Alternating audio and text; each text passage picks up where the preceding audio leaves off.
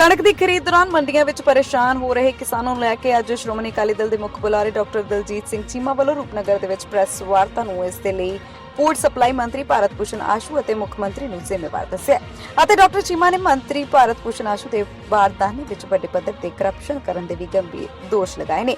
ਇਸ ਮੌਕੇ ਉਹਨਾਂ ਕਰੋਨਾ ਅਤੇ ਕਿਸਾਨੀ ਅੰਦੋਲਨ ਨੂੰ ਲੈ ਕੇ ਬੀਜੇਪੀ, ਕਾਂਗਰਸ ਅਤੇ ਆਮ ਆਦਮੀ ਪਾਰਟੀ ਤੇ ਤਿੱਖੇ ਸ਼ਬਦੀ ਹਮਲੇ ਵੀ ਕੀਤੇ। ਰੂਪਨਗਰ ਤੋਂ ਸੱਜਣ ਸਿੰਘ ਸੈਣੀ ਦੀ ਜ਼ੀਰੋ ਲਾਈਨ ਟੀਵੀ ਦੇ ਲਈ ਰਿਪੋਰਟ।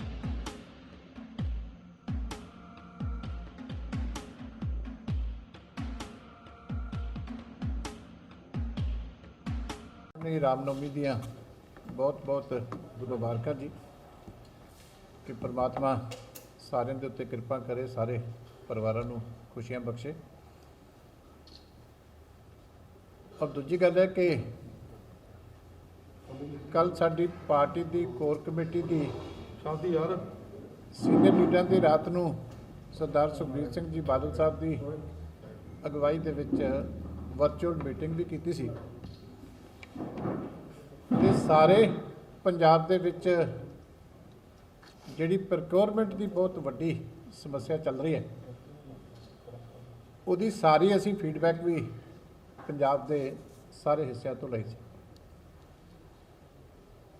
कणक की जिहड़ी फसल है बड़ी साफ सुथरी फसल है, क्योंकि झोने वेले कई तरह दी समस्यावां आउंदियां ने, मॉइस्चर दियां, होर समस्यावां क्वालिटी दियां। पर लंबा समा असीं भी सरकार दे विच रहे हाँ, कणक की परचेज के उत्ते कभी भी कोई ज़्यादा दिक्कत अज तक नहीं आई सी। पर बड़ा अफसोस है कि इस वेले जो किसानी की हालत है, सारे पंजाब की मैं गल कर रहा कि 3 मेजर समस्या जिहड़ियां ने वो सारे पंजाब दे विच देखण नूं मिलदियां ने। साडे रोपड़ दियां भी ज़्यादातर मंडियां दे विच सेम कंडीशन। पहली तो है कि बारदाने की बहुत वड्डी दिक्कत है। दूसरी है कि लिफ्टिंग की बहुत वड्डी दिक्कत है। और तीजी जिहड़ी है, जिथे विक चुकी है जिनस उत्थे पेमेंट की उस तो भी वड्डी दिक्कत है। हुण प्रोक्योरमेंट दे विच 3 ही स्टैप होंदे मेन, और तिन्नां दे उत्ते मैं कह सकदा कि कैप्टन अमरिंदर सिंह होरां दी जिहड़ी गवर्नमेंट है बड़ी मेजरेबली फेल हुई है।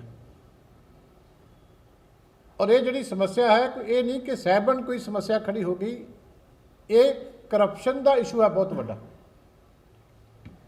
और जान बुझ के जिहड़ी है सिस्टमैटिक तरीके दे नाल बारदाने की शॉर्टेज क्रिएट की गई। क्योंकि साडे वेले भी सानूं याद है कि 4-4 महीने पहला जिहड़ा जूट बैग्स के जिहड़े आ वो सप्लाई पहुँच जाती सी सीजन तो पहला। जिहड़े जूट बैग की परचेज है इहदा कोई ज़्यादा दिक्कत नहीं होंदी, क्योंकि गवर्नमेंट ऑफ इंडिया इहदा रेट फिक्स कर दिंदी है। स्टेटां ने सिर्फ कोआर्डीनेट करना हुंदा कि तुसीं कितनी सप्लाई चाहिए है। इस करके जिथे तुहानूं कोई टेंडरिंग ना करनी पवे, कोई वखरा होर काम ना करना पवे, उत्थे गवर्नमेंट नूं परचेज करनी सब तो सौखी होंदी। गवर्नमेंट ऑफ इंडिया के रेट फिक्स होंदे आ, तुसीं सिर्फ कोआर्डीनेशन करके कि सानूं इन्नी सप्लाई चाहिए है, तो 4-4 महीने पहला जिहड़े आ वो सप्लाई साडे पहुँच जाती सी। कभी भी बारदाने की इस तरह दिक्कत नहीं आउंदी सी। पर इस बारी जान बुझ के स्कारसिटी क्रिएट की गई। और मैं कह सकता कि भारत भूषण आशू जिहड़ा मिनिस्टर है वो सीधे तौर पर इस क्रिमिनल जिहड़ी कॉन्सपिरेसी है इहदे वास्ते जिम्मेवार है। लास्ट मोमेंट तक स्कारसिटी क्रिएट की गई, घाट क्रिएट की गई, तां जो लोकल परचेज जिहड़ी PPE बैग्स की है, प्लास्टिक के बैग जिहड़े ये कीते जा सके। क्योंकि रूटीन च तुसीं नहीं परचेज कर सकते, जो पता तुहानूं जूट बैग्स अवेलेबल है वो तुहानूं उहदा रेट तुसीं चेंज नहीं सी कर सकते। तो तुसीं हालात इहो जिहे पैदा कर दिते कि अखीर तक उहदा ऑर्डर ना टाइमली प्लेस करो, तो फिर कहो जी हुण होर कोई चारा नहीं, तो हुण सानूं लोकल मार्केट दे विचों प्लास्टिक के बैग खरीदने पैणे आ, क्योंकि उहदे विच कमीशन मिलदी है, वड्डी करप्शन हुंदी आ। तुसीं जाणदे ही हो कि जिहड़ियां लोकल लैवल के उत्ते एमरजेंसी परचेजिज हुंदियां ने, उहदे विच किड्डे किड्डे वड्डे जिहड़े आ वो कपड़े जिहड़े आ वो कीते जांदे। ਇਸ ਕਰਕੇ ਇਹ ਗਵਰਨਮੈਂਟ ਦੀ ਸੈਲਫ ਕ੍ਰੀਏਟਡ ਸਮੱਸਿਆ, ਔਰ ਮੈਂ ਮੰਗ ਕਰਦਾ ਕਿ ਇਹਦੀ ਹਾਈ ਲੈਵਲ ਦੀ ਜੁਡੀਸ਼ੀਅਲ ਜਾਂਚ ਹੋਣੀ ਚਾਹੀਦੀ ਹੈ। ਔਰ ਉਸ ਤੋਂ ਪਹਿਲਾਂ ਜਿਹੜੇ ਮੰਤਰੀ ਨੇ ਆਸ਼ੂ ਜੀ, ਉਹਨੂੰ ਹਟਾਉਣਾ ਚਾਹੀਦਾ ਇਮੀਡੀਏਟਲੀ, ਉਹਨੂੰ ਹਟਾ ਕੇ, ਕਿਉਂਕਿ ਕਿਸਾਨ ਨੇ ਐਡੀ ਵੱਡੀ ਮਿਹਨਤ ਕੀਤੀ ਹੈ ਔਰ ਅੱਜ ਮਿਹਨਤ ਕਰਕੇ ਕਿਸਾਨ ਪਹਿਲਾਂ ਗਵਰਨਮੈਂਟ ਆਫ ਇੰਡੀਆ ਦੇ ਖਿਲਾਫ ਵਿਚਾਰਾ ਮਹੀਨਿਆਂ ਬੱਧੀ ਉੱਤੇ ਰਾਜਧਾਨੀ ਦੇ ਬਾਰਡਰ 'ਤੇ ਬੈਠਾ, ਹੁਣ ਆਪਣੀ ਮਿਹਨਤ ਕਰਕੇ ਫਸਲ ਲੈ ਕੇ ਉੱਤੋਂ ਮੌਸਮ ਦੇਖੋ ਕਿੰਨੇ ਖਰਾਬ ਹੈ। ਅੱਜ ਸਾਡੇ ਸਾਰੇ ਮੇਰੇ ਸਾਥੀ ਜ਼ਿਲ੍ਹਾ ਪ੍ਰਧਾਨ ਸ਼ਹਿਰੀ ਵੀ ਬੈਠੇ ਆ, ਦਿਹਾਤੀ ਵੀ ਬੈਠੇ ਆ, ਸਰਕਲਾਂ ਦੇ ਸਾਰੇ ਮੇਰੇ ਪ੍ਰਧਾਨ ਸਾਹਿਬਾਨ ਬੈਠੇ ਆ। ਅੱਜ ਵੀ ਸਵੇਰ ਦੇ ਸਾਰੀਆਂ ਮੰਡੀਆਂ ਦੇ ਵਿੱਚ ਆਏ। ਰਵਿੰਦਰ ਸਿੰਘ ਖੇੜਾ ਸਾਡੇ ਪੁਰਕਾੜੀ ਮੰਡੀ ਦੇ ਵਿੱਚ ਆਪਣੀ ਵੀ ਇਹਨਾਂ ਦੀ ਆੜਤ ਹੈ। ਅੱਜ ਵੀ ਸਵੇਰੇ ਸਾਰੀਆਂ ਮੰਡੀਆਂ ਦੇ ਵਿੱਚ ਜਾ ਕੇ ਆਇਆ ਕਿ ਕਿੰਨੀ ਤਰਸਯੋਗ ਹਾਲਤ ਹੈ ਕਿ ਤਰਪਾਲਾਂ ਵੀ ਜਿਹੜੀਆਂ ਉੱਥੇ ਨਹੀਂ ਹੈਗੀਆਂ। ਸ਼ੈੱਡ ਤਾਂ ਸੋਚਣੇ ਕੀ ਹੈ, ਤਰਪਾਲਾਂ ਵੀ ਨਾ ਹੋਣ ਤੇ ਦੱਸੋ ਨੁਕਸਾਨ ਜਿਹੜਾ ਐਡਾ ਵੱਡਾ ਹੋ ਰਿਹਾ, ਉਹਦੀ ਭਰਪਾਈ ਜਿਹੜੀ ਆ ਉਹ ਕੌਣ ਕਰੂਗਾ? ਇੱਕ ਤਾਂ ਮੈਂ ਆਸ਼ੂ ਜੀ ਨੂੰ ਕਹਿੰਦਾ ਕਿ ਇਮੀਡੀਏਟਲੀ ਅਸਤੀਫਾ ਦੇ ਦੇਣਾ ਚਾਹੀਦਾ, ਨਹੀਂ ਤਾਂ ਉਹਨਾਂ ਨੂੰ ਹਟਾ ਦੇਣਾ ਚਾਹੀਦਾ। ਔਰ ਇਹ ਜਾਣਬੁੱਝ ਕੇ ਪ੍ਰੋਬਲਮ ਕ੍ਰੀਏਟ ਕੀਤੀ ਗਈ, ਇਹਦੀ ਹਾਈ ਲੈਵਲ ਦੀ ਜੁਡੀਸ਼ੀਅਲ ਜਾਂਚ ਹੋਣੀ ਚਾਹੀਦੀ ਹੈ ਤਾਂ ਜੋ ਸਾਰੇ ਤੱਥ ਜਿਹੜੇ ਆ ਉਹ ਲੋਕਾਂ ਦੇ ਸਾਹਮਣੇ ਆ ਸਕਣ, ਉਹਦੇ ਸਾਰੀ ਕਰਪਸ਼ਨ ਜਿਹੜੀ ਆ ਇਹਨੂੰ ਐਕਸਪੋਜ਼ ਕੀਤਾ ਜਾ ਸਕੇ। ਦੂਜੀ ਵੱਡੀ ਸਮੱਸਿਆ ਹੈ ਕਿ ਇਹਨਾਂ ਨੇ ਸਿਸਟਮ ਇੰਟਰੋਡਿਊਸ ਕਰ ਲਿਆ ਕਿ ਪੋਰਟਲ ਦੇ ਉੱਤੇ ਤੁਹਾਨੂੰ ਜਿਹੜਾ ਅਪਲੋਡ ਕਰਨਾ ਪਏਗਾ। ਨਾ ਤਾਂ ਸਾਡਾ ਜ਼ਿਮੀਂਦਾਰ ਜਿਹੜਾ ਮਾਨਸਿਕ ਤੌਰ 'ਤੇ ਜਾਂ ਟੈਕਨੀਕਲ ਤੌਰ 'ਤੇ ਉਹਨਾਂ ਪ੍ਰਪੇਅਰਡ ਆ ਕਿ ਉਹ ਵਿਚਾਰਾ ਕਰ ਸਕੇ, ਨਾ ਹੀ ਸਾਡਾ ਆੜ੍ਹਤੀਆ ਪ੍ਰਪੇਅਰਡ ਆ, ਔਰ ਨਾ ਹੀ ਉਹਨਾਂ ਨੂੰ ਕੋਈ ਟ੍ਰੇਨਿੰਗ ਜਾਂ ਕਿਸੇ ਤਰ੍ਹਾਂ ਦੀ ਕੋਈ ਪਹਿਲਾਂ ਦਿੱਤੀ ਗਈ ਕਿ ਉਹਨਾਂ ਦੀਆਂ ਕੀ ਰਿਕੁਆਇਰਮੈਂਟਸ ਹੈ, ਕਿਵੇਂ ਉਹ ਸਟਾਫ ਨੂੰ ਐਜੂਕੇਟ ਕਰਨ, ਕਿਉਂਕਿ ਉਹਨਾਂ ਕੋਲ ਬੜੇ ਪੁਰਾਣੇ ਤਜਰਬੇਕਾਰ ਮੁਨੀਮ ਕੰਮ ਕਰਦੇ ਆ ਜਿਨ੍ਹਾਂ ਨੂੰ ਲਿਖਤੀ ਕੰਮ ਕਰਨ ਦੇ ਮਾਹਿਰ ਆ, ਪਰ ਉਹ ਵਿਚਾਰੇ ਪੁਰਾਣੇ ਸਮੇਂ ਦੇ ਪੜ੍ਹੇ ਹੋਏ ਆ, ਉਹਨਾਂ ਨੂੰ ਜਿਹੜੀ ਮਾਡਰਨ ਟੈਕਨੋਲੋਜੀ ਆ ਉਹਦੀ ਜਿਹੜੀ ਆ ਅਵੇਅਰਨੈਸ ਨਹੀਂ ਆ। ਔਰ ਦੂਜੀ ਗੱਲ ਹੈ ਕਿ ਸਾਰੀਆਂ ਮੰਡੀਆਂ ਦੇ ਵਿੱਚ, ਪਿੰਡਾਂ ਦੇ ਵਿੱਚ ਨੈੱਟ ਦੀ ਵੀ ਜਿਹੜੀ ਆ ਇੱਕੋ ਜਿਹੀ ਸਹੂਲਤ ਨਹੀਂ ਹੈ। ਰੋਪੜ ਦੇ ਵਿੱਚ ਹੋਰ ਆ, ਤੁਸੀਂ ਅਭਿਆਣੇ ਵਾਲੇ ਸਾਡੇ ਵਰਮਾ ਜੀ ਬੈਠੇ ਆ, ਇਹਨਾਂ ਦੇ ਮੈਂ ਜਾ ਕੇ ਆਇਆ ਉੱਥੇ, ਇਹ ਕਹਿੰਦੇ ਜੀ ਅਸੀਂ ਸਾਰਾ ਰਾਤ ਬੈਠੇ ਰਹਿੰਦੇ ਹਾਂ, ਸਾਈਟ ਖੁੱਲ੍ਹਦੀ ਨਹੀਂ ਤੇ ਇੱਕ ਵੀ ਐਂਟਰੀ ਜਿਹੜੀ ਆ ਉਹ ਹੁੰਦੀ ਨਹੀਂ, ਤੇ ਜਿੰਸ ਜਿਹੜੀ ਆ ਉਹ ਵੇਚ ਚੁੱਕੇ।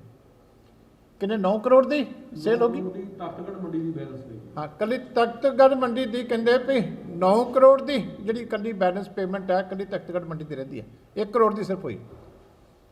ਰੀਜ਼ਨ ਕੀ ਹੈ ਕਿ ਸਾਰੀ ਰਾਤ ਵਿਚਾਰੇ ਬੈਠੇ ਰਹਿੰਦੇ ਆ, ਆੜ੍ਹਤੀ ਵੀ ਕਿਸਾਨ ਵੀ, ਤੇ ਕਿਤੇ ਘੰਟਾ ਕੋਈ ਸਾਈਟ ਖੁੱਲ੍ਹਦੀ ਆ, ਕਿਉਂਕਿ ਇਹੋ ਜਿਹੇ ਟਾਈਮ ਦੇ ਉੱਤੇ ਇਸ ਤਰ੍ਹਾਂ ਦਾ ਸਿਸਟਮ ਇੰਸਟਾਲ ਕਰ ਲੈਣਾ ਜਿਹਦਾ ਸਰਵਰ ਕੰਮ ਨਹੀਂ ਕਰ ਰਿਹਾ, ਤੇ ਉਹਦੀ ਪਰੇਸ਼ਾਨੀ ਜਿਹੜੀ ਆ ਉਹ ਥੱਲੇ ਜਿਹੜੀ ਆ ਕਿਸਾਨ ਨੂੰ ਫੇਸ ਕਰ ਰਹੀ।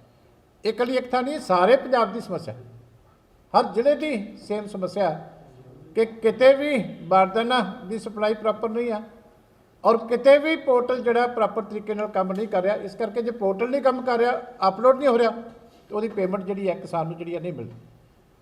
ਉੱਥੇ ਫਰਕ ਕਿੱਥੇ ਪੈ ਰਿਹਾ? ਕਿਉਂਕਿ ਸਾਡੇ ਲੋਕਾਂ ਦੇ ਨਾਮ ਦੇ ਸਪੈਲਿੰਗ ਵੇਲੇ ਬਹੁਤੇ ਸੁਚੇਤ ਨਹੀਂ ਹੁੰਦੇ। ਜਦੋਂ ਬੈਂਕ 'ਚ ਖਾਤਾ ਖੋਲ੍ਹਦਾ ਉਹ ਸ਼ਿੰਗਾਰਾ ਸਿੰਘ ਲਿਖ ਦਿੰਦਾ, ਉੱਥੇ ਬੈਂਕ ਮੈਨੇਜਰ ਆਪਣੇ ਹਿਸਾਬ ਨਾਲ SHANGAR ਵੀ ਪਾ ਦਿੰਦਾ, ਕੋਈ I ਨਾਲ ਪਾ ਦਿੰਦਾ। ਦੂਜੇ ਪਾਸੇ ਜਿਹੜਾ ਹੈਗਾ ਆਧਾਰ ਕਾਰਡ, ਉੱਥੇ ਕੋਈ ਸਪੈਲਿੰਗ ਦਾ ਇੱਕ ਦੇ ਅੱਖਰ ਦਾ ਫਰਕ ਆ।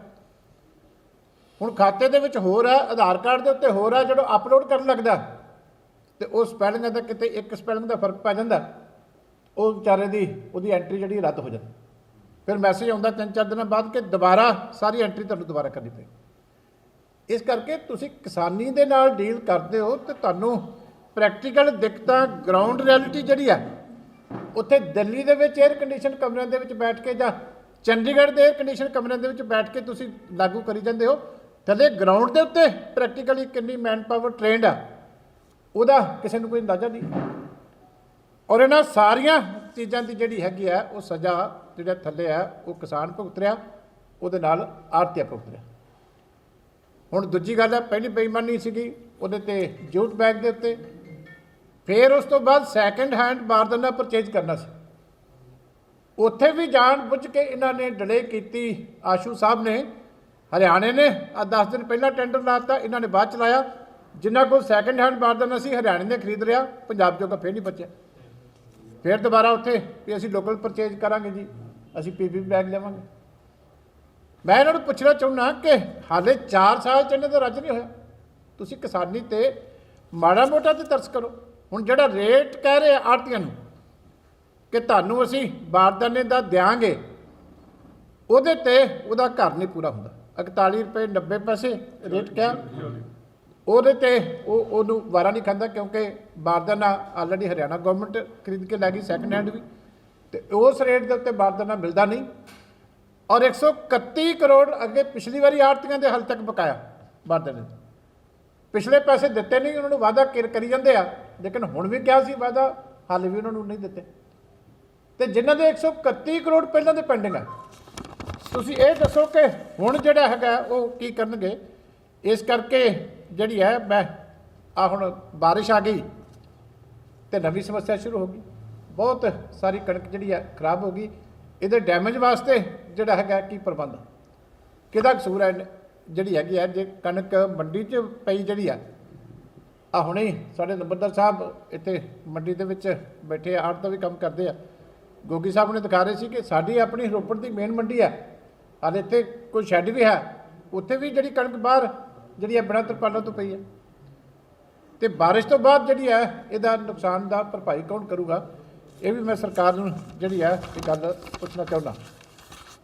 ਭਰਖਾੜੀ ਮੰਡੀ ਹੈ, ਰਵਿੰਦਰ ਸਿੰਘ ਹੁਣੇ ਮੈਨੂੰ ਦੱਸ ਰਹੇ ਸੀ ਕਿ ਹਾਲੇ ਤੱਕ ਇੱਕ ਨੂੰ ਵੀ ਪੇਮੈਂਟ ਨਹੀਂ ਹੋਈ। 12 ਤਰੀਕ ਤੋਂ ਪਰਚੇਜ਼ ਸ਼ੁਰੂ ਹੋਈ ਹੈ, ਅੱਜ 21 ਤਰੀਕ ਹੋ ਗਈ ਹੈ, ਕਿਸੇ ਇੱਕ ਦੀ ਵੀ ਪੇਮੈਂਟ ਹਾਲੇ ਭਰਖਾੜੀ ਮੰਡੀ ਦੀ ਨਹੀਂ ਪਈ। ਔਰ 50,000 ਬੈਗ ਉੱਥੇ ਖਰੀਦਿਆ ਪਿਆ, 14,000 ਦੀ ਇਕੱਲੀ ਲਿਫਟਿੰਗ ਹੋਈ ਹੈ। ਤੇ ਜਿਹੜੀ ਹੈ ਉੱਥੇ ਕਿਤੇ ਵੀ ਹੁਣ ਮੰਡੀ ਦੇ ਵਿੱਚ ਹੋਰ ਕਣਕ ਵਾਸਤੇ ਨਹੀਂ ਹੈ। ਲੋਕਾਂ ਨੂੰ ਕਹੀ ਜਾਂਦੇ ਕਿ ਟਰਾਲੀ ਆਪਣੇ ਘਰ ਖੜੀ ਰੱਖੋ, ਵੀ ਜਦੋਂ ਕਿਤੇ ਇੱਥੇ ਥਾਂ ਹੋਏਗੀ ਉਦੋਂ ਤੁਹਾਨੂੰ ਕਵਾਂਗੇ ਤੇ ਉਦੋਂ ਟਰਾਲੀ ਲੈ ਕੇ ਆਇਓ, ਇੱਥੇ ਕਿਤੇ ਥੱਲੇ ਖਿਲਾਰ ਦਿੱਤੀ ਤੇ ਭੇਜ ਨਾ ਜਾਏ। ਇਹ ਸਥਿਤੀ ਇਸ ਵੇਲੇ ਮੰਡੀਆਂ ਦੀ ਜਿਹੜੀ ਆ ਉਹ ਸ਼ੁਰੂ ਹੋਈ ਆ। ਇਸ ਕਰਕੇ ਮੈਂ ਕਹਿੰਦਾ ਕਿ ਸਰਕਾਰ ਨੂੰ ਜਾਗਣਾ ਚਾਹੀਦਾ, ਇਹਦੀ ਉੱਚ ਪੱਧਰੀ ਜਾਂਚ ਹੋਣੀ ਚਾਹੀਦੀ ਹੈ। ਮਿਨਿਸਟਰ ਨੂੰ ਤੁਰੰਤ ਜਿਹੜਾ ਆਪਣੇ ਅਹੁਦੇ ਤੋਂ ਹਟਾਇਆ ਜਾਣਾ ਚਾਹੀਦਾ, ਔਰ ਕਿਸਾਨੀ ਦੀ ਜਿਹੜੀ ਸਾਰ ਹੈ ਉਹ ਲਈ ਜਾਣੀ ਚਾਹੀਦੀ। ਇੱਕ ਅਸੀਂ ਪ੍ਰੋਗਰਾਮ ਵੀ ਦਿੱਤਾ 24 ਤਰੀਕ ਨੂੰ, ਜਿਹੜਾ ਸਾਰੇ ਜ਼ਿਲ੍ਹਿਆਂ ਦੇ ਵਿੱਚ ਸਾਡਾ ਇੱਕ ਜਿਹੜਾ ਡੈਪੂਟੇਸ਼ਨ ਜ਼ਿਲ੍ਹਾ ਜਥੇਦਾਰ ਦੀ ਅਗਵਾਈ ਦੇ ਵਿੱਚ ਸਾਡੇ ਲੋਕਲ ਐਮਐਲਏ ਐਕਸ ਐਮਐਲਏ ਹਲਕਾ ਇੰਚਾਰਜ ਨਾਲ ਹੋਣਗੇ। ਸੀਨੀਅਰ ਬੰਦੇ ਜਿਹੜੇ ਜ਼ਿਲ੍ਹੇ ਦੇ ਜਿਹੜੇ ਸੀਮਤ ਬੰਦੇ, ਉਹ ਜਾ ਕੇ ਡਿਪਟੀ ਕਮਿਸ਼ਨਰ ਨੂੰ ਵੀ ਜਿਹੜੇ ਹੈ ਸਾਰੇ ਜ਼ਿਲ੍ਹਿਆਂ ਦੇ ਵਿੱਚ ਮੈਮੋਰੈਂਡਮ ਦੇ ਕੇ ਤੇ ਸਰਕਾਰ ਦੇ ਮੁੱਖ ਮੰਤਰੀ ਨੂੰ ਨਾਮ ਆਪਣਾ ਸੁਨੇਹਾ ਦੇਣਗੇ। 24 ਤਰੀਕ ਦਾ ਸਾਰੇ ਹੀ ਅਸੀਂ ਪੰਜਾਬ ਦਾ ਸਾਰੇ ਜ਼ਿਲ੍ਹਿਆਂ ਦਾ ਰੱਖਿਆ, ਕਿਉਂਕਿ ਸਮੱਸਿਆ ਜਿਹੜੀ ਹੈ ਉਹ ਸਾਰੇ ਪਾਸੇ। ਪਰ ਮੈਂ ਫਿਰ ਸਰਕਾਰ ਨੂੰ ਕਹਿਣਾ ਚਾਹੁੰਦਾ ਕਿ ਉਹਨੂੰ ਜਾਗਣਾ ਚਾਹੀਦਾ, ਕਿਸਾਨੀ ਦੀ ਮਦਦ ਕਰਨੀ ਚਾਹੀਦੀ ਆ। ਇਹ ਸਬਕ ਸਿਖਾਉਣ ਵਾਲੇ ਪਾਸੇ ਜਿਹੜੇ ਕਿਸਾਨੀ ਨੂੰ ਤੁਰੇ ਆ, ਦਿੱਲੀ ਦੀ ਸਰਕਾਰ ਤੇ ਪੰਜਾਬ ਦੀ ਦੋਨੇ ਰਲ ਕੇ, ਇਸ ਗੱਲ ਤੋਂ ਇਹਨਾਂ ਨੂੰ ਬਾਜ਼ ਹੋਣਾ ਚਾਹੀਦਾ। ਚੀਮਾ ਸਾਹਿਬ, ਨੋ ਡਾਊਟ ਤੁਸੀਂ ਜ਼ਮੀਨੀ ਹਕੀਕਤ ਜਿਹੜੀ ਹੈਗੀ ਆ ਪੇਸ਼ ਕੀਤੀ ਹੈ, ਮੰਡੀਆਂ ਦੇ ਵਿੱਚ ਹਾਲਾਤ ਬਿਲਕੁਲ ਇਹੀ ਬਣੇ ਹੋਏ ਨੇ, ਪਰੰਤੂ ਰੂਪਨਗਰ ਜਿਹੜੇ ਹੈਗੇ ਆ ਲੋਕ ਸੰਪਰਕ ਵਿਭਾਗ ਕਿਸਾਨਾਂ ਦੀਆਂ ਫੋਟੋਆਂ ਖਿੱਚ ਕੇ ਪਾ ਰਹੇ ਆ ਜਾਂ ਪ੍ਰੈਸ ਨੋਟ ਜਾਰੀ ਕੀਤੇ ਜਾ ਰਹੇ, ਬਹੁਤ ਵਧੀਆ ਪ੍ਰਬੰਧ ਆ, ਕਿਸੇ ਨੂੰ ਕੋਈ ਦਿੱਕਤ ਨਹੀਂ ਹੈਗੀ ਆ, ਪੂਰੀ ਤਰ੍ਹਾਂ ਪ੍ਰਬੰਧ ਠੀਕ ਆ ਜੀ। ਦੇਖੋ ਗੱਲ ਇਹ ਹੈ ਕਿ ਇਹ ਹੁਣ ਸੁਭਾਅ ਬਣ ਗਿਆ, ਇਹ ਤਾਂ ਇੱਥੇ ਦੀ ਬੋਰੀਆਂ ਵਾਲੀ ਪਾ ਰਹੇ, ਦਿੱਲੀ 'ਚ ਕਿਸੇ ਨੂੰ ਸਾਹ ਨਹੀਂ ਮਿਲਦਾ ਪਿਆ, ਆਕਸੀਜਨ ਨਹੀਂ ਮਿਲਦੀ ਪਈ, ਤੇ ਕੇਜਰੀਵਾਲ ਦੇਖੋ ਕਿੰਨੀਆਂ ਸੋਹਣੀਆਂ ਫੋਟੋ ਰੋਜ਼ ਪਾਉਂਦਾ। ਇਹ ਤਾਂ ਲੋਕਾਂ ਦੇ ਪੈਸੇ ਦੀ ਫੋਟੋ ਪੈਂਦੀ ਪਈ। ਅੱਜ ਵੀ ਮੁੱਖ ਮੰਤਰੀ ਸਾਹਿਬ ਸਾਡਿਆਂ ਦੀ ਵੀ ਬੜੀ ਵਧੀਆ ਛਪੀ ਆ ਕਿ ਪ੍ਰੋਕੁਰਮੈਂਟ ਵਾਸਤੇ ਸਾਰੇ ਪ੍ਰਬੰਧ ਕਰ ਦਿੱਤੇ ਗਏ। ਇਹ ਦੋਹਰੀ ਵਾਰ ਸਾਨੂੰ ਮਾਰ ਰਿਹਾ, ਸਾਡਾ ਹੀ ਪੈਸਾ, ਸਾਡੀਆਂ ਹੀ ਜੁੱਤੀਆਂ, ਸਾਡੇ ਹੀ ਸਿਰ। ਵੀ ਇੱਕ ਤਾਂ ਇੱਥੇ ਬੰਦਾ ਵੈਸੇ ਮੰਡੀ 'ਚ ਬੈਠਾ ਦੁਖੀ ਆ, ਇੱਕ ਜਦੋਂ ਅਖਬਾਰ ਖੋਲ੍ਹਦਾ ਉੱਤੇ ਮੁੱਖ ਮੰਤਰੀ ਸਾਹਿਬ ਦੇ ਦਰਸ਼ਨ ਕਰਦਾ ਤੇ ਨਾਲ ਲਿਖਿਆ ਹੁੰਦਾ ਜੀ ਸਾਰੇ ਪ੍ਰਬੰਧ ਮੁਕੰਮਲ, ਤੇ ਵਿਚਾਰਾ ਆਪਣੀ ਢੇਰੀ ਵਾਲ ਝਾਤੀ ਮਾਰਦਾ ਤੇ ਉਹਦੀਆਂ ਅੱਖਾਂ 'ਚੋਂ ਅੱਥਰੂ ਨਿਕਲ ਆਉਂਦੇ। ਇਸ ਕਰਕੇ ਤਾਂ ਸਾਡੇ ਹੀ ਪੈਸੇ ਦਾ ਮਿਸਯੂਜ਼ ਕਰ ਰਹੇ। ਘੱਟੋ ਘੱਟ ਜੇ ਸਰਕਾਰੀ ਕੋਈ ਕਿਸੇ ਨੇ ਐਡ ਦੇਣੀ ਹੈ ਤੇ ਸੱਚ ਤਾਂ ਹੋਵੇ। ਜੇ ਪਬਲਿਕ ਦਾ ਪੈਸਾ ਖਰਚਣਾ ਹੈ ਤਾਂ ਸੱਚੀ ਗੱਲ ਤੇ ਖਰਚੋ। ਝੂਠ ਨੂੰ ਜਿਹੜਾ ਲੋਕਾਂ ਦੀ ਮੁਸ਼ਕਲ ਹੈ ਉਹਨੂੰ ਤੁਸੀਂ ਦਬਾਉਣ ਵਾਸਤੇ ਉਹਨਾਂ ਦਾ ਹੀ ਪੈਸਾ ਲੋਕਾਂ 'ਤੇ ਲਾਓ, ਇਹ ਬਿਲਕੁਲ ਅਨੈਥਿਕਲ। ਥੈਂਕ ਯੂ ਜੀ। ਪੰਜਾਬ ਔਰ ਕੇਂਦਰ ਸਰਕਾਰ ਮਿਲ ਕੇ ਕਿਸਾਨਾਂ ਨੂੰ ਸਬਕ ਸਿਖਾ ਰਹੀ ਹੈ, ਕੀ ਲੱਗਦਾ ਹੈ ਕਿ ਕਿਹੜੇ ਮਾਪਦੰਡਾਂ ਦੇ ਨਾਲ ਜਿਹੜਾ ਪਰੇਸ਼ਾਨ ਕੀਤਾ ਜਾ ਰਿਹਾ ਕਿਸਾਨਾਂ ਨੂੰ? ਕੁਝ ਤੁਸੀਂ ਦੱਸੇ ਵੀ ਹੈ, ਪਰ ਲੱਗਦਾ ਕੀ ਹੈ ਕਿ ਚੱਕ ਹੋਏਗੀ ਕਣਕ ਜਾਂ ਇਸ ਵਾਰ ਪੇਮੈਂਟਾਂ ਫਸਣਗੀਆਂ? ਦੇਖੋ ਗੱਲ ਇਹ ਹੈ, ਹੁਣ ਤਾਂ ਸਾਰੇ ਪਾਸੇ ਹੀ ਜਿਹੜੀ ਹੈ ਬੁਰੀ ਸਬਕ ਸਿਖਾਉਣ ਵਾਲੀ ਗੱਲ ਹੈ ਨਾ। ਕਣਕ ਦੀ ਕਦੀ ਵੀ, ਤੁਸੀਂ ਤਾਂ ਸਾਰੇ ਐਕਸਪੀਰੀਅੰਸ ਪੱਤਰਕਾਰ ਹੋ, ਕਦੀ ਵੀ ਕਣਕ ਦੀ ਪਰਚੇਜ਼ 'ਚ ਨਹੀਂ ਰੌਲਾ ਪੈਂਦਾ। ਕਿੰਨੇ ਸਾਲਾਂ ਤੋਂ ਤੁਸੀਂ ਕਵਰ ਕਰਦੇ ਆ ਰਹੇ ਹੋ। ਝੋਨੇ ਵੇਲੇ ਦਿੱਕਤਾਂ ਆਉਂਦੀਆਂ, ਕਦੀ ਸਪੈਸੀਫਿਕੇਸ਼ਨਾਂ ਚੇਂਜ ਕਰਾਉਣੀਆਂ ਪੈਂਦੀਆਂ, ਕਦੀ ਮਾਇਸਚਰ ਦਾ ਰੌਲਾ ਪੈ ਗਿਆ, ਕਦੀ ਹੋਰ ਰੌਲਾ ਪੈ ਗਿਆ, ਕਦੀ ਕੁਆਲਿਟੀ ਦਾ, ਕਦੀ ਡਿਸਕਲਰੇਸ਼ਨ ਦਾ, ਉਹਦੇ 'ਚ ਕਈ ਤਰ੍ਹਾਂ ਦੀ, ਕਿਉਂਕਿ ਜਿਨਸ ਦਾ ਫਰਕ ਹੈ। ਸਵਾਏ ਸਬਕ ਸਿਖਾਉਣ ਤੋਂ ਆਹ ਤਾਂ ਕਰਪਸ਼ਨ ਦਾ ਇਸ਼ੂ ਬਣ ਗਿਆ, ਕਿਉਂਕਿ ਜਿਹੜੀ ਮੈਂ ਤੁਹਾਨੂੰ ਐਕਸਪਲੇਨ ਕੀਤੀ ਹੈ ਵੀ ਇਹ ਸ਼ਾਰਟੇਜ ਦੱਸੋ, ਬੱਚੇ ਨੂੰ ਪਤਾ ਹੁੰਦਾ ਪੰਜਾਬ 'ਚ ਵੀ ਇੰਨੀ ਤਰੀਕ ਨੂੰ ਕਣਕ ਆਉਣੀ ਹੈ, ਤੁਸੀਂ ਤਰੀਕਾ ਪੱਕੀਆਂ ਫਿਕਸ ਨੇ ਤੁਹਾਡੀਆਂ ਵੀ ਇੰਨੀ ਤਰੀਕ ਨੂੰ ਤੁਸੀਂ ਪਰਚੇਜਿੰਗ ਸ਼ੁਰੂ ਕਰਨੀ ਹੈ, ਤੇ ਟੈਂਡਰਿੰਗ ਪ੍ਰੋਸੈਸ ਕਿਉਂ ਨਹੀਂ ਟਾਈਮ ਸਿਰ ਹੋਈ? ਯਾਦ ਹੈ ਨਾ ਕਿ ਅਸੀਂ ਜ਼ਿੰਦਗੀ 'ਚ ਪਹਿਲੀ ਵਾਰੀ ਕਣਕ ਖਰੀਦਣ ਲੱਗੇ ਸੀ ਵੀ ਸਾਨੂੰ ਪਤਾ ਨਹੀਂ ਸੀ ਵੀ ਇੰਨੀ ਕਣਕ ਆ ਜਾਣੀ ਹੈ। ਤੁਹਾਨੂੰ ਇਹ ਪਤਾ ਵੀ ਰਕਬਾ ਕਣਕ ਦਾ ਕਿੰਨਾ ਬੀਜਿਆ, ਤੁਹਾਨੂੰ ਇਹ ਪਤਾ ਝਾੜ ਕਿੰਨਾ, ਸਾਡੇ ਤੇ ਝਾੜ ਐਤਕੀ ਘਟਿਆ, ਐਤਕੀ ਕਾਫੀ ਝਾੜ ਘਟਿਆ, ਜੇ ਪੂਰਾ ਝਾੜ ਹੁੰਦਾ ਤੇ ਹੋਰ ਸਮੱਸਿਆ ਵੱਡੀ ਸੀ। ਇਹ ਤਾਂ ਮਹਿਕਮਿਆਂ ਦੇ ਸਿਸਟਮ ਬਣੇ ਹੋਏ ਆ ਵੀ ਇਸ ਮਹੀਨੇ 'ਚ ਆਪਣੀ ਪਰਚੇਜਿੰਗ ਹੋ ਜਾਣੀ ਚਾਹੀਦੀ ਹੈ, ਇੰਨੀਆਂ ਗੱਠਾ ਆਪਣਾ ਇਹ ਹੋ ਜਾਣਾ ਚਾਹੀਦਾ, ਇਹਦੇ 'ਚ ਕੋਈ ਨਵਾਂ ਮੈਥਮੈਟਿਕਸ ਤਾਂ ਹੈ ਹੀ ਨਹੀਂ, ਉਹੀ ਕੰਮ ਹੈ ਵਾਰ-ਵਾਰ ਕਰਨਾ, ਸੇਮ ਕੰਮ ਹੈ। ਹਾਂ ਐਤਕੀ ਸਗੋਂ 10 ਦਿਨ ਲੇਟ ਸ਼ੁਰੂ ਕੀਤੀ ਹੈ, ਇਸ ਕਰਕੇ ਕੋਈ ਨਵਾਂ ਤਜਰਬਾ ਹੋਵੇ ਨਾ ਤੇ ਅਸੀਂ ਵੀ ਕਹੀਏ ਕਿ ਨਹੀਂ ਚਲੋ ਪਹਿਲੀ ਵਾਰ ਦਾ ਅਗਲੀ ਵਾਰ ਨੂੰ ਇਹਨਾਂ ਚੀਜ਼ਾਂ ਤੋਂ ਸਿੱਖ ਲਾਂਗੇ। 3 ਬਿੱਲਾਂ ਤੋਂ ਪਹਿਲੀ ਵਾਰ ਹੋ ਰਹੀ ਹੈ ਨਾ ਜੀ? ਹਾਂਜੀ ਹਾਂਜੀ ਬਿਲਕੁਲ ਬਿਲਕੁਲ ਇਹ ਕਹੋ ਤੁਸੀਂ, ਬਿਲਕੁਲ ਬਿਲਕੁਲ 3 ਬਿੱਲਾਂ ਤੋਂ ਆਉਣ ਤੋਂ ਪਹਿਲੀ ਵਾਰ ਹੋ ਰਹੀ ਪਿੱਛੇ, ਪਹਿਲੀ ਵਾਰ ਹੋ ਰਹੀ ਹੈ, ਇਸ ਕਰਕੇ ਪ੍ਰੋਬਲਮ ਆ ਰਹੀ ਹੈ। ਚੀਮਾ ਸਾਹਿਬ, ਕਿਸਾਨਾਂ ਵਾਸਤੇ ਨਵੀਂ ਤੈਅ ਕੀਤੀ ਹੋਈ ਹੈ 12%, ਪਰੰਤੂ ਸਾਰੀ ਰਾਤ ਮੰਡੀ ਦੇ ਵਿੱਚ ਕਣਕ ਤਰ ਹੁੰਦੀ ਰਹੀ, ਸਰਕਾਰੀ ਖਰੀਦੀ ਹੋਈ, ਉਹਦਾ ਜ਼ਿੰਮੇਵਾਰ ਕੌਣ ਆ? ਉਹਦੀ ਨਵੀਂ ਕੌਣ ਤੈਅ ਕਰੂਗਾ ਜੀ ਸਰਕਾਰ? ਨਹੀਂ, ਇਹ ਜ਼ਿੰਮੇਵਾਰ ਤਾਂ ਸਿੱਧੀ ਗਵਰਨਮੈਂਟ ਹੈ। ਇਹ ਤੁਹਾਨੂੰ ਮੈਂ ਕਿਹਾ ਨਾ, ਤਾਂ ਹੀ ਮੈਂ ਤਾਂ ਆਪ ਗੱਲ ਰੇਜ਼ ਕੀਤੀ ਹੈ ਵੀ ਉਹਦਾ ਮੰਡੀ ਲੈ ਕੇ ਸੁੱਕੀ ਕਣਕ ਆਇਆ ਸੀ, ਤੁਸੀਂ ਹੁਣ ਮੰਡੀ ਦੇ ਵਿੱਚ ਖੜੀ ਉਹਦੀ ਭਿਓ ਦਿੱਤੀ, ਤੇ ਇਹ ਕ੍ਰਿਮੀਨਲ ਨੈਗਲੀਜੈਂਸ ਹੈ। ਜ਼ਿੰਮੇਵਾਰ ਕੌਣ ਹੈ? ਜ਼ਿੰਮੇਵਾਰ ਤਾਂ ਸਰਕਾਰ ਹੀ ਹੈ। ਇਹ ਤਾਂ ਵੈਸੇ ਵੀ ਸਪੈਸੀਫਿਕੇਸ਼ਨਾਂ ਚੇਂਜ ਕਰਨ ਨੂੰ ਫਿਰਦੇ ਸੀਗੇ, ਜਿਹੜਾ ਸਬਕ ਸਿਖਾਉਣ ਵਾਲੀ ਗੱਲ ਹੈ ਨਾ ਜਿਹੜੀ ਕੀਤੀ ਹੈ ਜਗੋਤਾ ਸਾਹਿਬ ਨੇ, ਇਹ ਤਾਂ ਐਤਕੀ ਸਪੈਸੀਫਿਕੇਸ਼ਨਾਂ ਵੀ ਹੋਰ ਇਹਦੀਆਂ ਟਾਈਟ ਕਰਨ ਨੂੰ ਫਿਰਦੇ ਸੀਗੇ, ਹਾਲੇ ਉਹ ਵੀ ਐਤਕੀ ਨਹੀਂ ਤੇ ਅਗਲੀ ਵਾਰੀ ਇਹਨਾਂ ਨੇ ਉਹ ਵੀ ਚੱਲ ਚੜਾਈ ਦੇਣਾ, ਉਹ ਤਾਂ ਰੌਲਾ ਪਿਆ ਐਤਕੀ ਤੇ ਥੋੜ੍ਹਾ ਜਿਹਾ ਐਜੀਟੇਸ਼ਨ ਚੱਲਦਾ ਕਰਕੇ ਵਿੱਚੋਂ ਰੁਕੇ ਆ, ਨਹੀਂ ਤਾਂ ਇਹ ਤਾਂ ਆਲਰੇਡੀ ਉਸ ਪਾਸੇ ਨੂੰ ਵੀ ਤੁਰੇ ਹੋਏ। ਚੀਮਾ ਸਾਹਿਬ, ਜਿਹੜੀ ਸਟੇਟ ਗਵਰਨਮੈਂਟ ਹੈ ਸੈਂਟਰ ਦੇ ਨਾਲ ਕੋਲੈਬੋਰੇਟ ਕਰ ਰਹੀ ਹੈ 100% ਜੀ, 100% ਦੋਵੇਂ ਰਲੇ ਹੋਏ ਆ ਕਿਸਾਨਾਂ ਨੂੰ? ਇਹ ਇੱਥੇ ਦੋਵੇਂ ਨਹੀਂ ਤਿੰਨੇ ਹੀ ਰਲੇ ਹੋਏ ਆ, ਕੇਜਰੀਵਾਲ ਵੀ ਨਾਲ ਰਲਿਆ ਹੋਇਆ ਇਹਨਾਂ ਦੇ। ਜਦੋਂ ਕੋਈ ਫੈਸਲਾ ਲਾਗੂ ਕਰਨਾ ਹੁੰਦਾ ਉੱਥੇ ਅੰਦਰ ਕੁੰਡੀ ਮਾਰ ਕੇ ਤਿੰਨੇ ਮਾਨੇ ਹੁੰਦੇ ਆ, ਇਹ 2 ਦਿਨ ਆ ਕੇ ਬਿਆਨ ਜੇ ਦੇ ਕੇ ਚੁੱਪ ਕਰ ਜਾਂਦੇ ਆ। ਆ ਪਹਿਲਾਂ FCI ਵਾਲਾ ਡਾਇਰੈਕਟ ਜਿਹੜੀ ਪੇਮੈਂਟ ਵਾਲੀ ਗੱਲ ਸੀ, ਹੁਣੇ ਪਿਛਲੇ ਸਾਲ ਤੋਂ ਹੀ ਐਗਰੀ ਕੀਤੇ ਹੋਏ ਆ, ਔਰ ਹੁਣ ਵੀ ਸਾਡਾ ਵਿੱਤ ਮੰਤਰੀ ਤੇ ਹੋਰ ਮੰਤਰੀ ਜਾ ਕੇ ਉੱਥੇ ਚੁੱਪ ਕਰਕੇ ਅੰਦਰ ਮੰਨਣਾ ਆ। ਇੱਥੇ ਕਹਿੰਦੇ ਸੀ ਅਸੀਂ ਵਿਰੋਧ ਕਰਾਂਗੇ ਡਾਇਰੈਕਟ ਪੇਮੈਂਟ ਦਾ, ਕਿ ਕਿਸਾਨਾਂ ਨੂੰ ਆਪਣੀ ਮਰਜ਼ੀ ਹੈ ਕਿ ਆੜਤੀ ਦੇ ਰਾਹੀਂ ਲਵੇ ਜਾਂ ਕਿਤੇ ਲਵੇ, ਤੇ ਜਦੋਂ ਪਿਊਸ਼ ਗੋਇਲ ਨਾਲ ਮੀਟਿੰਗ ਕਰਕੇ ਆਏ ਤੇ ਸਾਡੇ ਵਿੱਤ ਮੰਤਰੀ ਸਾਹਿਬ ਕਹਿੰਦੇ ਜੀ ਅਸੀਂ ਬੜੇ ਸੰਤੁਸ਼ਟ ਆ। ਸੰਤੁਸ਼ਟ ਕਿਸ ਗੱਲ ਤੋਂ? ਵੀ ਫੈਸਲਾ ਉਹਨਾਂ ਦਾ ਕੇਂਦਰ ਸਰਕਾਰ ਦਾ ਲਾਗੂ ਹੋ ਗਿਆ, ਤੇ ਜਦੋਂ ਪੰਜਾਬ ਆਏ ਤੇ ਫਿਰ ਕਹਿੰਦੇ ਜੀ ਧੱਕਾ ਹੋ ਰਿਹਾ। ਇਸ ਕਰਕੇ ਸਾਰੇ ਰਲੇ ਹੋਏ। ਚੀਮਾ ਸਾਹਿਬ, ਪੰਜਾਬ ਸਰਕਾਰ ਵੱਲੋਂ ਗਾਈਡਲਾਈਨਾਂ ਜਿਹੜੀ ਨਵੀਆਂ ਜਾਰੀ ਕੀਤੀਆਂ ਕਰੋਨਾ ਨੂੰ ਲੈ ਕੇ, ਕਿਵੇਂ ਦੇਖਦੇ ਹੋ? ਕਾਫੀ ਲੋਕਾਂ ਦੇ ਵਿੱਚ ਸਵਾਲ ਵੀ ਉੱਠ ਰਹੇ ਸੀ ਲੈ ਕੇ। ਦੇਖੋ ਗੱਲ ਇਹ ਹੈ ਕਿ ਕਰੋਨਾ ਦੀ ਜਿਹੜੀ ਮੈਨੇਜਮੈਂਟ ਹੈ ਸ਼ੁਰੂ ਤੋਂ ਹੀ ਸਵਾਲਾਂ ਦੇ ਘੇਰੇ 'ਚ, ਚਾਹੇ ਗਵਰਨਮੈਂਟ ਆਫ ਇੰਡੀਆ ਦੀ ਸੀਗੀ ਚਾਹੇ ਸਟੇਟ ਗਵਰਨਮੈਂਟਾਂ ਦੀ ਸੀਗੀ, ਇਹਨਾਂ ਗਵਰਨਮੈਂਟਾਂ ਨੇ ਆਪਣੀਆਂ ਕਮਜ਼ੋਰੀਆਂ ਨੂੰ ਕਰੋਨਾ ਦੇ ਵਿੱਚ ਛੁਪਾਉਣ ਦਾ ਜਿਹੜਾ ਇੱਕ ਬੜਾ ਵਧੀਆ ਹੱਥਕੰਡਾ ਲੱਭ ਲਿਆ। ਵੀ ਲੋਕਾਂ ਦੇ ਰਾਈਟਸ ਜੇ ਕਰਬ ਕਰਨੇ ਹੋਣ ਤੇ ਸਭ ਤੋਂ ਵਧੀਆ ਤਰੀਕਾ ਹੈ ਕਿ ਤੁਸੀਂ ਕਰੋਨਾ ਦੇ ਆੜ ਦੇ ਵਿੱਚ ਉਹਨਾਂ ਦੇ ਰਾਈਟਸ ਨੂੰ ਕਰਬ ਕਰੋ। ਜਦੋਂ ਪਹਿਲਾ ਲਾਕਡਾਊਨ ਜਿਹੜਾ 60 ਦਿਨ ਤੋਂ ਵੱਧ ਲੱਗਿਆ ਸੀ, ਉਹਨੇ ਸਾਬਤ ਕਰ ਦਿੱਤਾ ਕਿ ਇਕੱਲਾ ਲਾਕਡਾਊਨ ਨਾਲ ਕੋਈ ਫਰਕ ਨਹੀਂ ਪੈਂਦਾ, ਤੇ ਹੁਣ ਫਿਰ ਤੁਸੀਂ ਲੋਕਾਂ ਦੀ ਆਰਥਿਕਤਾ ਨੂੰ ਤਬਾਹ ਕਰਨ ਵਾਲੇ ਪਾਸੇ ਕਿਉਂ ਤੁਰੇ ਹੋ? ਕੀ ਲੌਜਿਕ ਹੈ ਨਾਈਟ ਕਰਫਿਊ ਦਾ? ਮੈਂ ਪੁੱਛਣਾ ਚਾਹੁੰਦਾ, ਜਿਹੜਾ ਮਰਜ਼ੀ ਮੁੱਖ ਮੰਤਰੀ ਮੇਰੇ ਨਾਲ ਬਹਿਸ ਕਰ ਲਓ, ਲੌਜਿਕ ਕੀ ਹੈ ਵੀਕਐਂਡ ਜਾ? ਆ ਜਿਹੜੀ ਪੈਨਿਕ ਕ੍ਰੀਏਟ ਕੀਤੀ ਚੰਡੀਗੜ੍ਹ ਐਡਮਿਨਿਸਟ੍ਰੇਸ਼ਨ ਨੇ ਲਾਕਡਾਊਨ ਲਾ ਕੇ, ਦਿੱਲੀ ਨੇ, ਆ ਦੇਖੋ ਹੁਣ ਲੱਖਾਂ ਦੀ ਗਿਣਤੀ ਦੇ ਵਿੱਚ ਮਜ਼ਦੂਰ ਜਿਹੜੇ ਆ ਫਿਰ ਪਲਾਇਨ ਕਰਨ ਲੱਗੇ, ਕਿ ਇਹਦੇ ਨਾਲ ਕਰੋਨਾ ਨਹੀਂ ਵਧੇਗਾ? ਉਹਨਾਂ ਦੀ ਆਰਥਿਕਤਾ ਤੁਸੀਂ ਤਬਾਹ ਕਰੀ ਜਾਂਦੇ ਹੋ। ਜਿਹੜੀ ਲੋੜ ਸੀ ਹਸਪਤਾਲਾਂ ਦੇ ਉੱਤੇ ਆਕਸੀਜਨ ਦੇ ਉੱਤੇ ਕੰਸਨਟਰੇਟ ਕਰਨ ਦੀ, ਕਿਉਂ ਆਕਸੀਜਨ ਦੀ ਘਾਟ ਆਉਣੀ ਸ਼ੁਰੂ ਹੋਈ ਹੈ? ਇਹਨਾਂ ਨੇ ਕਿਉਂ ਨਹੀਂ ਪਲੈਨਿੰਗ ਕੀਤੀ? ਇਹਨਾਂ ਦਾ ਕੰਮ ਨਹੀਂ ਸੀ। ਟਰਸ਼ਰੀ ਕੇਅਰ ਹਸਪਤਾਲਾਂ ਦੀ ਬੈਟਰ ਹੋਵੇ ਕਿ ਜਿਹੜੇ 2% ਪੇਸ਼ੈਂਟ ਗੰਭੀਰ ਹੁੰਦੇ ਆ ਉਹਨਾਂ ਦਾ ਇਲਾਜ ਚੰਗੀ ਤਰ੍ਹਾਂ ਹੋਵੇ, ਹੈ ਕਿਤੇ ਪ੍ਰਬੰਧ? ਕਿਤੇ ਨਹੀਂ। ਜਦੋਂ ਮਰ ਜੇ ਕੇਸ ਵੱਧਦੇ ਆ ਸਾਨੂੰ ਟੈਲੀਫੋਨ 50 ਥਾਂ ਕਰਨੇ ਪੈਂਦੇ ਵੀ ਯਾਰ ਬੈੱਡ ਦੇ ਦਿਓ। ਇਲਾਜ ਦਾ ਕੋਈ ਪ੍ਰਬੰਧ ਵਾਲੇ ਪਾਸੇ ਤੁਸੀਂ ਧਿਆਨ ਨਹੀਂ ਦਿੱਤਾ, ਆਕਸੀਜਨ ਵਾਲੇ ਪਾਸੇ ਪ੍ਰਬੰਧ ਦਾ ਤੁਸੀਂ ਕੋਈ ਜਿਹੜਾ ਤੁਹਾਡਾ ਬਣਦਾ ਸੀ ਉਹ ਧਿਆਨ ਨਹੀਂ ਕੀਤਾ, ਤੇ ਸਾਰਾ ਜ਼ੋਰ ਕਿਹੜੇ ਤੇ ਰਹਿੰਦਾ? ਆਹ ਦੁਕਾਨ ਬੰਦ ਕਰਾ ਦਿਓ, ਆਹ ਦੁਕਾਨ ਖੋਲ੍ਹ ਦਿਓ, ਆਹ ਦੁਕਾਨ ਬੰਦ ਕਰ ਦਿਓ। ਇਹਦੇ ਨਾਲ ਕੀ ਫਰਕ ਪਊਗਾ? ਵੈਕਸੀਨੇਸ਼ਨ ਤੁਹਾਡੀ ਕੱਲ੍ਹ ਹੈਲਥ ਮਿਨਿਸਟਰ ਦਾ ਬਿਆਨ ਸੀ ਵੀ 1 ਦਿਨ ਦੀ ਰਹਿ ਗਈ, ਕਿਉਂ ਨਹੀਂ ਵੈਕਸੀਨੇਸ਼ਨ ਦਾ ਉੱਤੇ ਧਿਆਨ ਦਿੱਤਾ ਗਿਆ? ਜੇ ਰਸ਼ੀਆ ਦੇ ਨਾਲ ਸਮਝੌਤਾ ਕਰਨਾ ਸੀ ਵੈਕਸੀਨ ਦਾ ਤਾਂ ਪਹਿਲਾਂ ਕਿਉਂ ਨਹੀਂ ਕੀਤਾ? ਇੰਨੇ ਮਹੀਨੇ ਹੋ ਗਏ, ਰਸ਼ੀਆ ਸਾਰਾ ਲਾ ਕੇ ਵਿਹਲਾ ਹੋ ਗਿਆ। ਤੁਸੀਂ ਐਸੇ ਈਗੋ 'ਚ ਰਹੇ ਕਿ ਅਸੀਂ ਆਪਣਾ ਬਣਾਵਾਂਗੇ ਤੇ ਆਪਣਾ ਕਰਾਂਗੇ। ਬਿਮਾਰੀ ਦੇ ਵਿੱਚ ਜਿੱਥੋਂ ਟੀਕਾ ਮਿਲਦਾ ਹੋਵੇ ਲੈ ਕੇ ਲਾਉਣਾ ਚਾਹੀਦਾ। ਨਾ ਵੈਕਸੀਨੇਸ਼ਨ ਤੇ ਧਿਆਨ, ਨਾ ਹਸਪਤਾਲਾਂ ਦੇ ਵਿੱਚ ਆਪਣੀ ਆਕਸੀਜਨ ਪੂਰੀ ਕਰਨ ਤੇ ਧਿਆਨ, ਨਾ ਸਟਾਫ ਨੂੰ ਪ੍ਰੋਪਰ ਟ੍ਰੇਨਿੰਗ ਦੇਣ ਤੇ ਧਿਆਨ, ਨਾ ਸਟਾਫ ਦੀ ਸੁਰੱਖਿਆ ਦੇ ਉੱਤੇ ਧਿਆਨ, ਨਾ ਟੈਸਟ ਦੀ ਕੇਅਰ ਦੇ ਉੱਤੇ ਧਿਆਨ। ਤੇ ਦੱਸੋ ਕਰੋਨਾ ਕਿੱਥੇ ਕੰਟਰੋਲ ਹੋ ਗਿਆ? ਪੰਜਾਬ ਵੱਡਾ ਇਸ਼ੂ ਹੈ ਜਿਹੜਾ ਰੈਮਡੈਸਿਵਿਰ ਜਿਹੜਾ ਇੰਜੈਕਸ਼ਨ ਹੈਗਾ ਉਹਨੂੰ ਲੈ ਕੇ ਬੜੇ ਵੱਡੇ ਸਵਾਲ ਹੈ, ਕਿਉਂਕਿ ਪ੍ਰਾਈਵੇਟ ਜਿਹੜੀ ਮੈਡੀਕਲ ਸਟੋਰਾਂ ਦੇ ਉੱਤੇ ਤਾਂ ਉਹ ਅਵੇਲੇਬਲ ਹੈ ਹੀ ਨਹੀਂ, ਸਰਕਾਰ ਦੇ ਕੋਲ ਵੀ ਉਹ ਇੰਜੈਕਸ਼ਨ ਅਵੇਲੇਬਲ ਨਹੀਂ ਹੈ। ਪ੍ਰਾਈਵੇਟ ਹਸਪੀਟਲ ਵੀ ਸਾਰੇ ਲਿਖ ਰਹੇ ਨੇ ਵੀ ਇਹ ਇੰਜੈਕਸ਼ਨ ਜ਼ਰੂਰੀ, ਉਹਨੂੰ ਲੈ ਕੇ ਜਿਹੜੀ ਲੁੱਟ ਮਚਾਈ ਹੋ ਰਹੀ ਹੈ ਉਹਦੇ ਬਾਰੇ ਤੁਹਾਡਾ ਕੀ ਕਹਿਣਾ ਵੀ ਸਰਕਾਰ ਕਿੰਨੀ? ਮੈਂ ਇਹ ਕਹਿਣਾ ਵੀ ਜਿਨ੍ਹਾਂ ਚੀਜ਼ਾਂ ਤੇ ਗਵਰਨਮੈਂਟ ਨੂੰ ਧਿਆਨ ਕਰਨਾ ਚਾਹੀਦਾ ਸੀ, ਐਂਟੀ ਵਾਇਰਲ ਡਰੱਗ ਜਿਹੜੀਆਂ ਇਹਦੀ ਪ੍ਰੋਡਕਸ਼ਨ ਦੇ ਉੱਤੇ ਧਿਆਨ ਦੇਣ ਦੀ ਲੋੜ ਸੀ, ਨਹੀਂ ਦਿੱਤਾ ਗਿਆ। ਹੁਣ ਵੈਕਸੀਨੇਸ਼ਨ ਦੀ ਪ੍ਰੋਡਕਸ਼ਨ ਦੇ ਉੱਤੇ ਪ੍ਰੋਪਰਲੀ ਫੋਕਸ ਹੋਣਾ ਚਾਹੀਦਾ ਸੀ, ਹੋਰ ਜਿੱਥੋਂ ਜਿੱਥੋਂ ਵੈਕਸੀਨ ਮਿਲਦਾ ਸੀ ਲੈਣਾ ਚਾਹੀਦਾ ਸੀ, ਨਹੀਂ ਕੀਤਾ ਗਿਆ। ਆਕਸੀਜਨ ਦੇਖੋ ਜਿਹੜਾ ਹੈਗਾ, ਇੱਕ ਵਾਰੀ ਉਦੋਂ ਖਬਰਾਂ ਲੱਗੀਆਂ ਸੀ ਵੀ ਆਕਸੀਜਨ ਦੇ ਇੰਨੇ ਪਲਾਂਟ ਲਾ ਰਹੇ ਆ, ਹੁਣ ਕਹਿੰਦੇ ਜੀ ਕੇਂਦਰ ਮਨਜ਼ੂਰੀ ਨਹੀਂ ਦਿੰਦਾ, ਇਹ ਨਹੀਂ ਦਿੰਦਾ। ਇਹਨਾਂ ਗੱਲਾਂ ਤੇ ਵੀ ਮਨਜ਼ੂਰੀਆਂ ਦੀ ਆ ਕੇ ਗੱਲ ਅਟਕੂ।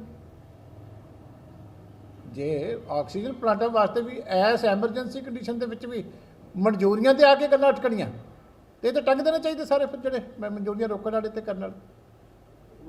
ਕਿਸਾਨਾਂ ਦਾ ਆਰੋਪ ਹੈ ਕਿ ਪ੍ਰਧਾਨ ਮੰਤਰੀ ਨਰਿੰਦਰ ਮੋਦੀ ਬੰਗਾਲ ਵਿੱਚ ਲੱਖਾਂ ਦੀ ਰੈਲੀ ਨੂੰ ਸੰਬੋਧਨ ਕਰਨ ਤੋਂ ਬਾਅਦ ਸ਼ਾਮ ਨੂੰ ਦੇਸ਼ ਦੇ ਵੱਖ-ਵੱਖ ਸੂਬਿਆਂ ਦੇ ਮੁੱਖ ਮੰਤਰੀਆਂ ਨੂੰ ਸਮਝਾਉਂਦੇ ਕਿ ਸੋਸ਼ਲ ਡਿਸਟੈਂਸਿੰਗ ਰੱਖੋ, ਦੂਰੀ ਰੱਖੋ। ਕਿਸਾਨਾਂ ਦਾ ਇਸ ਗੱਲ 'ਚ ਵੀ ਆਰੋਪ ਹੈ ਕਿ ਸਾਡੇ ਧਰਨੇ ਚੁਕਾਉਣ ਲਈ ਡਰਾਮਾ ਹੋ ਰਿਹਾ, ਤੁਸੀਂ ਕਿੱਦਾਂ ਦੇਖਦੇ? ਦੇਖੋ ਗੱਲ ਇਹ ਹੈ ਕਿ ਬੰਗਾਲ ਦੀ ਇਲੈਕਸ਼ਨ 8 ਪੇਜ 'ਚ ਕਰਾਈ ਗਈ। ਜਗੋਤਾ ਜੀ ਬੈਠੇ ਆ, ਬੜਾ ਲੰਬੇ ਸਮੇਂ ਤੋਂ ਕਵਰ ਕਰਦੇ ਆ, ਸਾਡੇ ਬਾਕੀ ਸਾਥੀ ਬੈਠੇ ਆ। ਸਾਰੇ ਦੇਸ਼ ਦੀ ਪਾਰਲੀਮੈਂਟ ਇਲੈਕਸ਼ਨ ਇੱਕ ਫੇਜ਼ 'ਚ ਵੀ ਹੁੰਦੀ ਰਹੀ, 2 ਫੇਜ਼ 'ਚ ਵੀ ਹੁੰਦੀ ਰਹੀ, ਤੇ ਇੱਕ ਸਟੇਟ ਦੀ ਇਲੈਕਸ਼ਨ ਤੁਸੀਂ 8 ਫੇਜ਼ 'ਚ ਕਰਾ ਰਹੇ ਹੋ ਵੀ ਵੱਧ ਤੋਂ ਵੱਧ ਰੈਲੀਆਂ ਕਰ ਲਓ ਵੀ ਬੀਜੇਪੀ ਨੂੰ ਜਿੰਨਾ ਟਾਈਮ ਮਿਲੇ ਉਹਨਾਂ ਜ਼ਰੂਰੀ ਹੈ। 8 ਫੇਜ਼ 'ਚ ਤੁਸੀਂ ਕਰਾ ਰਹੇ ਹੋ।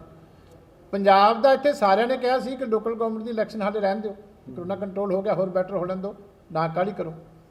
ਇਹਨਾਂ ਨੇ ਧੱਕੇ ਨਾਲ ਪੰਜਾਬ ਦੀ ਇਲੈਕਸ਼ਨ ਕਰਾਈ।